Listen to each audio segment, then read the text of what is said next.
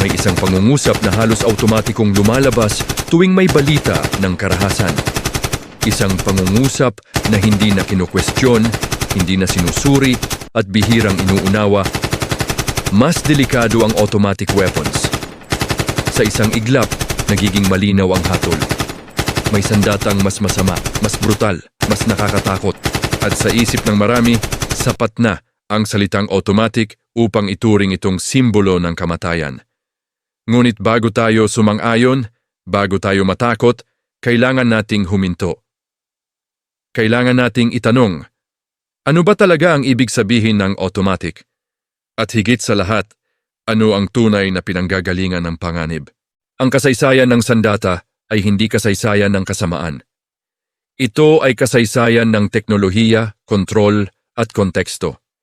At tulad ng lahat ng teknolohiya, ang sandata ay nagiging delikado hindi dahil sa kung ano ito, kundi dahil sa kung paano at kanino ito ginagamit. Ang salitang automatic ay madalas ikinakahon bilang isang halimaw, isang makinang walang isip, walang awa at walang hangganang putok. Ngunit sa teknikal na realidad, ang automatic weapon ay simpleng sandata na patuloy na nagpapaputok habang pinipindot ang gatilyo at tumitigil kapag binitiwan ito. Wala itong sariling desisyon, wala itong sariling intensyon, wala itong moralidad. Ang myth ay nagsisimula kapag emosyon ang nauna sa kaalaman.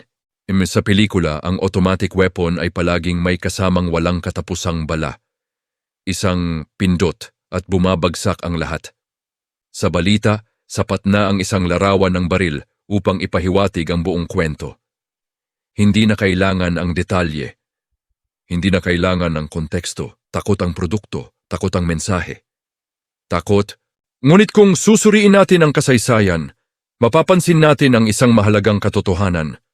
Ang automatic weapons ay hindi idinisenyo para sa indiscriminate killing.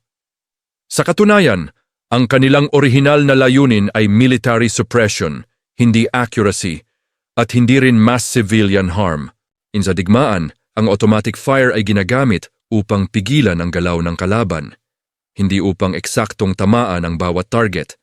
Ito ay sandata ng area control, hindi ng precision. Dahil dito, sa maraming sitwasyon, mas mababa ang accuracy ng automatic fire kumpara sa semi-automatic o single-shot fire. Isang ironiya ang madalas hindi nababanggit. Sa larangan ng armas, mas kontrolado ang mas mabagal. Sa modernong militar at law enforcement, bihirang gamitin ang full automatic mode. Hindi dahil ito'y masyadong makapangyarihan, kundi dahil mahirap itong kontrolin, mabilis maubos ang bala, at mas mataas ang tsansa ng missed shots. Kung gayon, bakit nananatili ang paniniwala na mas delikado ito? Dahil ang takot ay hindi lohikal, ito ay emosyonal.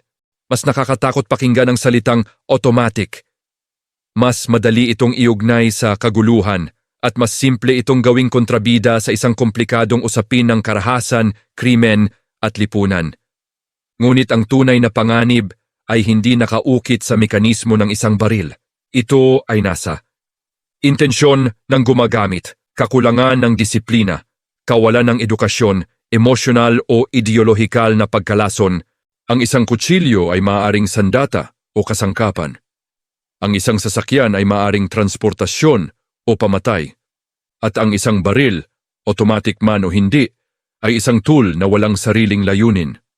Kapag sinabi nating mas delikado ang automatic weapons, madalas nating iniiwasan ang mas mahirap na tanong. Bakit may taong handang manakit? Bakit nabubuo ang galit? Bakit mas madaling sisihin ang bagay kaysa unawain ang ugat? Sa lipunan, mas madaling ipagbawal ang isang bagay kaysa ayusin ang isang sistema. Mas mabilis sisihin ang teknolohiya kaysa harapin ang kahinaan ng tao. At dito, nabubuo ang myth. Hindi lahat ng automatic weapons ay ginagamit sa krimen. Hindi lahat ng krimen ay gumagamit ng automatic weapons. At hindi lahat ng karahasan ay nagmumula sa sandata. Ang tunay na delikado ay ang maling kaalaman na paulit-ulit na tinatanggap bilang katotohanan. Kapag tinuruan ng tao ng takot, imbes na kaalaman, nagiging emosyonal ang desisyon. Kapag emosyon ang namuno, nawawala ang balanse. At kapag nawala ang balanse, mas lalo tayong nalalayo sa solusyon. Hindi ito dokumentaryo upang ipagtanggol ang karahasan. Hindi rin ito panawagan para sa armas. Ito ay paalala na ang katotohanan ay mas komplikado kaysa sa headline at ang panganib ay hindi laging nasa bagay na hawak, kundi sa isip na humahawak nito. Sa huli, ang tanong ay hindi kung mas delikado ba ang automatic weapons. Ang tunay na tanong ay ito, handa ba tayong harapin ang ugat ng karahasan o mas gusto nating maniwala sa isang myth dahil mas madali itong takutin? Dahil ang sandata ay tahimik hanggat walang taong nagbibigay rito ng dahilan upang pumutok. At ang pinakamapanganib na bagay sa mundo ay hindi isang baril. Ito ay isang maling paniniwalang hindi kailanman kinwestiyon. Kung ang automatic weapon ay walang sariling isip, bakit ito ang madalas unang sinisisi? Ang sagot ay hindi nasa mekanismo ng baril, kundi sa isip ng tao.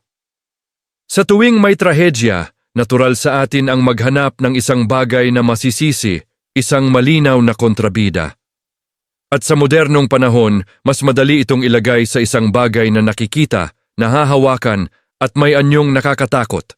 Ang automatic weapon ay nagiging simbolo. Hindi ng teknikal na realidad, kundi ng takot na hindi lubos na nauunawaan. Sa psikolohiya, may tinatawag na availability bias.